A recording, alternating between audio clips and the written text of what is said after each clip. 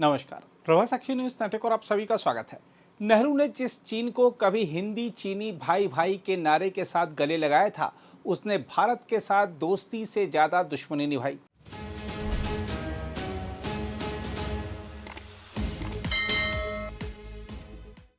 1962 की धोखाधड़ी से लेकर गलवान की खूनी झड़प तक सीमा पर तनाव, घुसपैठ और सामरिक दबाव, बीजिंग का ट्रैक रिकॉर्ड भारत के सामने साफ है। लेकिन अब वही चीन दोस्ती, स्थिरता और सहयोग की भाषा बोलते हुए दिल्ली आने की तैयारी कर रहा है। चीन के राष्ट्रपति शी जिनपिंग के अगले महीने नई दिल्ली में होने वाले ब्रिक्स शिखर सम्मेलन में शामिल होने की संभावना है। यहाँ सवाल यह है कि क्या चीन वास्तव में रिश्ते सुधारना चाहता है या बदलती वैश्विक परिस्थितियों में भारत के साथ सामरिक समीकरण को अपने हित में ढालना चाहता है। माना जा रहा है कि शी जिनपिंग 12 से 13 सितंबर को नई दिल्ली में होने वाले ब्रिक्स शिखर सम्मेलन में हिस्सा लेने के लिए भारत आ सकते हैं। यह यात्रा कई मायनों में असाधारण होगी। यदि यह योजना अंतिम रूप लेती है तो शी जिनपिंग करीब 7 साल बाद भारत आएंगे। इस यात्रा की सबसे दिलचस्प बात उनके साथ आने वाला विशाल चीनी प्रतिनिधिमंडल है। बताया जा रहा है कि शी जिनपिंग के साथ करीब 400 अधिकारी भारत आ सकते हैं। यह संख्या उनकी 2019 की भारत यात्रा के दौरान आए चीनी अधिकारियों की तुलना में दोगुनी से भी ज़्यादा है। उस समय प्रतिनिधिमंडल में 200 से कम अधिकारी शामिल थे। भारतीय सूत्रों के अनुसार चीनी अधिकारी होटल, सुरक्षा व्यवस्था और यात्रा से जुड़े प्रोटोकॉल को अंतिम रूप देने में जुटे हुए हैं। हालांकि शी जिनपिंग की यात्रा योजना और प्रधानमंत्री नरेंद्र मोदी के साथ संभावित द्विपक्षीय बैठक का एजेंडा अभी अंतिम रूप नहीं ले पाया है। चीनी विदेश मंत्रालय ने भी फिलहाल यात्रा की औपचारिक पुष्टि नहीं की है, लेकिन इतना जरूर कहा है कि चीन ब्रिक्स सहयोग को बहुत महत्व देता है और भारत की अध्यक्षता में होने वाले इस वर्ष के ब्रिक्स शिखर सम्मेलन की सफलता का समर्थन करता है। यानी संदेश साफ है कि बीजिंग अभी अंतिम घोषणा से बच रहा है, लेकिन दिल्ली की दिशा में उसकी कूटनीतिक गतिविधियां तेज हैं। देखा जाए तो भारत और चीन के बीच संबंध किसी सामान्य कूटनीतिक उतार चढ़ाव का परिणाम नहीं है। दोनों देशों के बीच अविश्वास की जड़ें गहरी हैं और इसका सबसे बड़ा कारण है चीन का सीमा पर लगातार आक्रामक रवैया। 2020 में गलवान घाटी में हुई हिंसक झड़प ने दोनों देशों के रिश्तों को लगभग सबसे निचले स्तर पर पहुंचा दिया था। इस संघर्ष में 20 भारतीय जवान शहीद हुए, जबकि चीन को भी बड़ा सैन्य नुकसान हुआ। इसके बाद वास्तविक नियंत्रण रेखा यानी एलएसी पर दोनों देशों के बीच लंबे समय तक भारी सैन्य तनाव बना रहा। हजारों सैनिक, भारी हथियार, तोपखाना और सैन्य ढांचा सीमा के संवेदनशील इलाकों में तैनात रहा। आखिरकार अक्टूबर 2024 में दोनों देशों के बीच डिसएंगेजमेंट समझौते के बाद तनाव कम करने की दिशा में प्रगति हुई, लेकिन सीमा विवाद खत्म नहीं हुआ है। सैन्य गतिरोध के कुछ मोर्चे शांत जरूर हुए हैं, मगर मूल विवाद अब भी जस का तस है।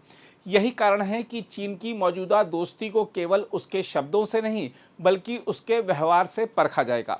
उधर शी जिनपिंग की संभावित यात्रा से पहले भारत और चीन के बीच उच्च स्तरीय कूटनीतिक संपर्क तेज हो गए हैं। भारत के राष्ट्रीय सुरक्षा सलाहकार और भारत चीन सीमा प्रश्न पर विशेष प्रतिनिधि अजीत डोभाल बीजिंग में हैं। 25 अगस्त को डोभाल ने चीन के उपराष्ट्रपति हान झेंग से मुलाकात की। दोनों पक्षों ने सीमा क्षेत्रों में शांति और स्थिरता बनाए रखने के साथ साथ आर्थिक, राजनीतिक और बहुपक्षीय मंचों पर द्विपक्षीय संबंधों को मजबूत करने के उपायों पर चर्चा की। डोभाल चीन के विदेश मंत्री वांग यी के साथ भारत चीन सीमा प्रश्न पर विशेष प्रतिनिधियों की वार्ता के 25वें दौर में भी हिस्सा ले रहे हैं। इन वार्ताओं में केवल सीमा विवाद ही नहीं, बल्कि द्विपक्षीय, क्षेत्रीय और अंतर्राष्ट्रीय मुद्दों पर भी चर्चा होने की उम्मीद है। यहाँ भारत की रणनीति को समझना बेहद जरूरी है। दिल्ली ने यह स्पष्ट संकेत दिया है कि भारत चीन संबंधों को केवल व्यापार, ब्रिक्स या बहुपक्षीय सहयोग के सहारे सामान्य नहीं बनाया जा सकता। सीमा पर शांति और स्थिरता ही व्यापक रिश्तों की बुनियाद होगी। दूसरे शब्दों में कहें तो भारत अब 1962 से पहले वाली उस कूटनीतिक भूल को दोहराने के मूड में नहीं दिखता, जिसमें राजनीतिक दोस्ती के नारों के बीच सामरिक खतरे को नजरअंदाज कर दिया गया था। वहीं शी जिनपिंग के साथ संभावित रूप से 400 अधिकारियों का आना महज प्रोटोकॉल की बात नहीं है। इतना बड़ा प्रतिनिधिमंडल इस बात का संकेत है कि चीन इस यात्रा को केवल एक औपचारिक ब्रिक्स सम्मेलन के रूप में नहीं देख रहा। इसमें कई स्तरों पर बातचीत की संभावनाएं हो सकती हैं। मसलन अर्थव्यवस्था, व्यापार, निवेश, प्रौद्योगिकी, सीमा प्रबंधन, बहुपक्षीय सहयोग और वैश्विक रणनीतिक मुद्दों पर चर्चा हो सकती है। चीन संभवतः यह भी देखना चाहता है कि भारत के साथ संबंधों में कितनी तेजी से सामान्यीकरण संभव है और किन क्षेत्रों में दोनों देश प्रतिस्पर्धा के बावजूद सहयोग कर सकते हैं। लेकिन यही भारत के लिए सबसे बड़ी सावधानी का विषय भी है।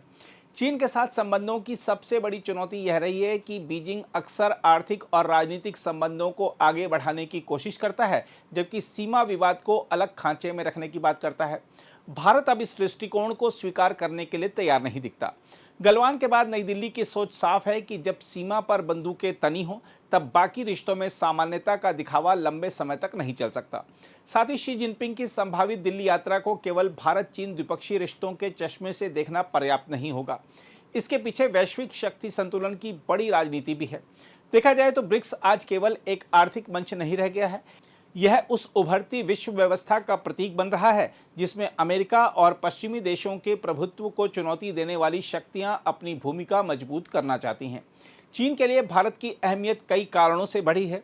भारत ग्लोबल साउथ की एक प्रमुख आवाज है, दुनिया की सबसे तेजी से उभरती बड़ी अर्थव्यवस्थाओं में शामिल है और हिंद प्रशांत से लेकर पश्चिम एशिया, रूस और अमेरिका तक जटिल कूटनीतिक संतुलन बनाए हुए है। यही चीन की रणनीतिक दुविधा भी है। एक तरफ वह भारत को एशिया में अपना प्रमुख प्रतिद्वंदी मानता है, दूसरी तरफ अमेरिका के साथ बढ़ती प्रतिस्पर्धा और वैश्विक भू राजनीतिक उथल पुथल के दौर में वह भारत को पूरी तरह अपने खिलाफ धकेलने का जोखिम भी नहीं लेना चाहता। यानी बीजिंग की गणना शायद यह है कि भारत से टकराव की लागत कम की जाए, लेकिन एशिया में अपनी रणनीतिक बढ़त भी छोड़ी ना जाए। वहीं भारत के सामने चुनौती दोहरी है। एक तरफ चीन के साथ स्थायी तनाव बनाए रखना आर्थिक, सैन्य और कूटनीतिक रूप से महंगा पड़ सकता है। दूसरी तरफ बिना ठोस सुरक्षा गारंटी के संबंधों को तेजी से सामान्य करना रणनीतिक जोखिम पैदा कर सकता है। इसलिए भारत को चीन के साथ संबंधों में 3 स्तरों पर आगे बढ़ना होगा। एक तो सीमा पर वास्तविक और सत्यापित स्थिरता बने, केवल बैठकों और बयानों से काम नहीं चलेगा। एलएसी पर सैन्य गतिविधियों, सैनिकों की तैनाती और बुनियादी ढांचे के सवाल पर ठोस प्रगति जरूरी होगी। दूसरा, आर्थिक संबंधों में रणनीतिक सावधानी बरतनी होगी। भारत और चीन के बीच व्यापारिक संबंधों की अपनी अहमियत है, लेकिन महत्वपूर्ण तकनीकी क्षेत्रों, महत्वपूर्ण बुनियादी ढांचे और संवेदनशील आपूर्ति श्रृंखलाओं में राष्ट्रीय सुरक्षा को प्राथमिकता देनी होगी। इसके अलावा बहुपक्षीय मंचों पर सहयोग बढ़ाना होगा, लेकिन सामरिक स्वायत्तता के साथ। ब्रिक्स हो, एससीओ हो या अन्य वैश्विक मंच, भारत चीन के साथ वहां काम कर सकता है जहां उसके हित मिलते हों, लेकिन इसका अर्थ यह नहीं कि भारत अपनी स्वतंत्र विदेश नीति या हिंद प्रशांत में अपनी रणनीतिक स्थिति से समझौता करेगा। उधर नई दिल्ली में ब्रिक्स शिखर सम्मेलन के दौरान प्रधानमंत्री नरेंद्र मोदी और शी जिनपिंग के बीच द्विपक्षीय बैठक होती है, तो यह संबंधों को नई दिशा देने का महत्वपूर्ण अवसर हो सकता है। अक्टूबर 2024 के डिसएंगेजमेंट समझौते के बाद दोनों देशों के बीच उच्च स्तरीय संपर्कों में धीरे धीरे बढ़ोतरी हुई है। ऐसे में दिल्ली में होने वाली संभावित बैठक यह तय कर सकती है कि दोनों देश सिर्फ तनाव प्रबंधन तक सीमित रहेंगे या संबंधों को चरणबद्ध तरीके से सामान्य करने की दिशा में आगे बढ़ेंगे। लेकिन भारत के लिए यहाँ सबसे महत्वपूर्ण बात यह होगी कि कोई भी कूटनीतिक गर्मजोशी गलवान की स्मृति और सीमा विवाद की वास्तविकता पर पर्दा न डाल दे, क्योंकि भारत और चीन के रिश्तों में असली परीक्षा फोटो ऑप, हाथ मिलाने और साझा बयान नहीं है। असली परीक्षा हिमालय की उन चोटियों पर होगी जहां दोनों देशों की सेनाएं आमने सामने खड़ी हैं। बहरहाल शी जिनपिंग का संभावित भारत दौरा निश्चित रूप से एक बड़ा कूटनीतिक घटनाक्रम है। 7 साल बाद चीन के राष्ट्रपति का भारत आना, 400 अधिकारियों के बड़े प्रतिनिधिमंडल की तैयारी और अजीत डोभाल की बीजिंग में सक्रिय कूटनीति, ये सभी संकेत देते हैं कि दोनों देश संबंधों के नए समीकरण तलाश रहे हैं। लेकिन भारत के लिए यह केवल रिश्ते सुधारने का अवसर नहीं, बल्कि अपनी रणनीतिक स्थिति मजबूत करने की परीक्षा भी है। नेहरू के दौर में चीन को भाई मानने की राजनीति का अंत 1962 की कड़वी हकीकत के साथ हुआ था। गलवान ने यह याद दिलाया कि इतिहास के सबक भुलाए नहीं जा सकते। अब अगर वही चीन दोस्ती का हाथ लेकर दिल्ली आ रहा है, तो भारत को हाथ मिलाने से परहेज नहीं करना चाहिए, लेकिन हाथ मिलाते समय अपनी सीमा, अपनी सुरक्षा और अपनी सामरिक शक्ति पर पकड़ ढील नहीं पड़नी चाहिए। दिल्ली की नई चीन नीति शायद इसी एक वाक्य में समेटी जा सकती है कि बातचीत होगी, व्यापार भी होगा, सहयोग भी होगा, लेकिन भरोसा अब शब्दों पर नहीं, जमीन पर चीन के व्यवहार से तय होगा। अगर आप भी लेना चाहते हैं देश दुनिया की तमाम जानकारी, तो आज ही सब्सक्राइब करें हमारे चैनल को। साथ ही नीचे दिए बेल आइकन को जरूर दबाएं ताकि हर अपडेट आप तक पहुंच सके।